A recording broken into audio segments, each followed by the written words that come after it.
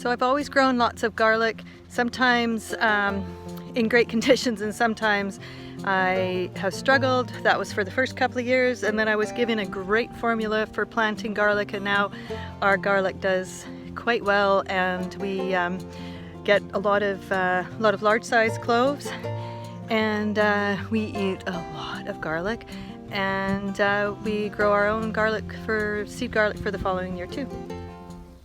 So we're up in the vegetable garden now. We call this the vegetable garden because it's the original one.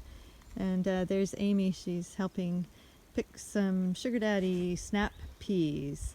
So there's just your overview, but we have some indeterminate tomatoes growing over on this side, along with some hollyhocks, which I'm really cool. I think are pretty cool.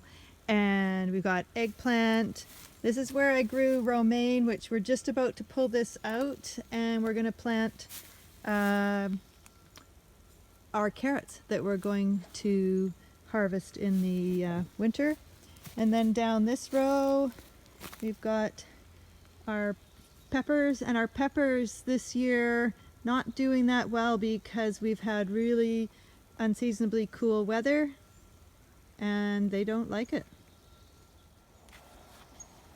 And down this row we've got, well, we started with some asparagus, but then we've got beans. This year is the first year with our permanent paths. So you can see down here, these are logs that Doug has cut in half, and then he put them down, and that's where we're walking, so we won't be tilling up the garden, which we're excited about. We'll just be mulching, and then it'll be ready for whenever we want to plant. So this is our Brassica Row, starting with the marigolds, where we've got kale, and we've got some awesome looking cabbage, Jersey Wakefield, and right down to the end where we've got some of our Joy Choy, which is now going to seed. But this is an awesome Asian vegetable, so I highly recommend planting it. It's a cut and come again, and just awesome flavor. I switched orientations, and I'm at the other side of our vegetable garden, and these are, I call them Doug's potatoes because he's the one that eats mainly the potatoes in our house. And then we have our row of squashes. But before we got to the squashes, these are calendula, and they started as Anna's Wild Creek Anna zeolite seeds last year, and they are just amazing. They've come back gorgeous. You got to plant them. And then that's our squash row, and the idea is that the squash are going to send their vines forward and creep down the bank towards the outdoor oven and not take up space in the garden. And then these guys, these are chickpeas. I think these are Spello chickpeas. I just have to show you all those peas. Hopefully they'll all plump out for shelling peas. We're really excited this year about our garden with having the permanent pathways, because it means that I'll be able to plant a whole bunch of winter vegetables once things like the Hilton cabbage that you're seeing down here, once that comes out. We'll be able to plant and be able to harvest vegetables during the winter time. And look at this, I actually have zucchini growing. I've been a zucchini growing failure, but this year we're eating zucchini. So it's late evening and the sun is still hitting the garlic, and you can see how we have all sorts of dying out tops, which means the garlic is ready to pull. So I've actually rushed out here to take this video so you could see what I'm calling my allium garden this year, because the garlic sits here, and then down here we have our Walla Walla onions, which I know people say that when they fall over they're ready, but then there's a bunch that aren't falling over, and the Walla Wallas are going to get a lot bigger.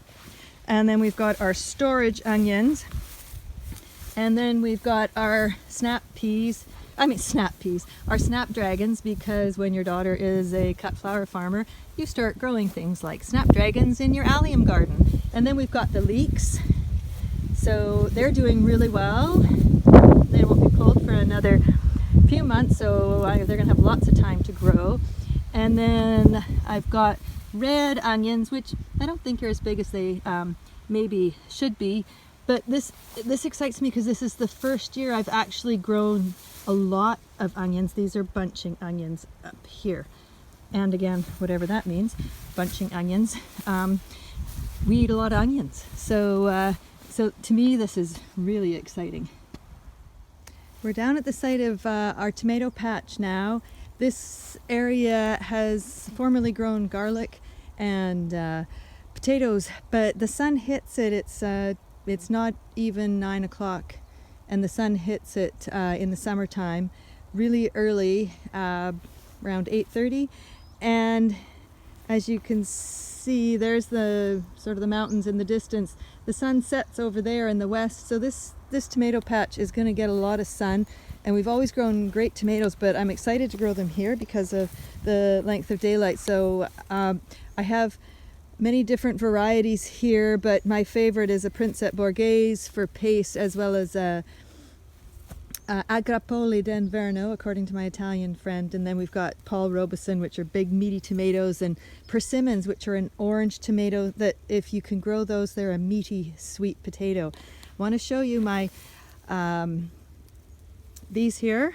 You can see all of these guys I'm pointing to all the way along. These are tomato cages that Doug built.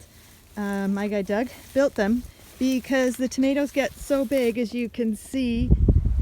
So the way that Doug built these was he took rebar and he made a form and he wrapped the rebar around it, did the 3 different circles, and then put them together with the bars that hold them up, and they've been just great. We have another plan that we're going to try for some of our other ones next year, but we grow lots of different types of tomatoes.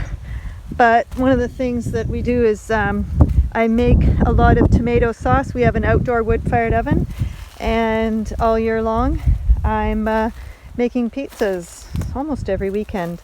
And then I just have to show you Roscoe's orchard because it's named after our dear dog Roscoe, who is a yellow lab, and he's buried under one of these trees. But most of these are trees that I've grafted. Most of them are apple trees. We're in the berry garden now, the last of our garden areas for producing food that I'm going to show you. And Doug built we call it the Freedom Berry Farm Fortress because it's built tough against all those big birds. And we got lots of berries this year. It's pretty amazing.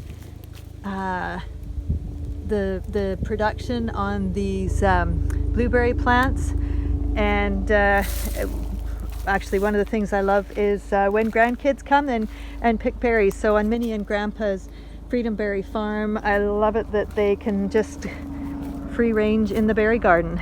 And then at the back there is our raspberries, which unfortunately we tried to kill this year by not getting enough water pressure into the drip line system, and once I realized that, we changed things around, and so now our raspberry plants are recuperating, and we are getting lots of raspberries. But these raspberries grow, we have berries into November. I'm picking berries in November, which is pretty amazing when you think about it. And we do have a few strawberries in here, and then what I've just recently planted, and no berries yet, but these are cranberries, so they're just a low bush cranberry in between the blueberries. So there you have it, and that's our view that we look out every day. Feel pretty blessed. Just wanted to show you my apple grafts. We have a couple of spots where we have the little trees, and I call them my little nurseries because these guys need TLC until they're bigger. These are 2019 apple grafts, and these guys are all heading up north to Wild Creek, Anna, and venison for dinner. These are the real little baby trees. This little tree nursery sits outside close to our house, and it doesn't get a lot of sun, not as much as the other ones because they're tender babies. But these were grafted in March, and my daughter Molly, who lives nearby, she learned how to graft trees this year. Molly at Wild Bread Peddlers, and she grafted, she did 13 trees and 11 of them took. So that was an amazing percentage in a kind of strange situation just as things were starting to lock down. So I don't need any more apple trees, and that's why I just thought it would be a fun thing to graft orchards for my kids. And it's a skill that I just kind of wanted to keep doing because I enjoy it, and you get a fun result. We're halfway done our garlic harvest, and we're bringing it up to the barn to dry because we're heading north for a couple of weeks, and these had to get out of the ground.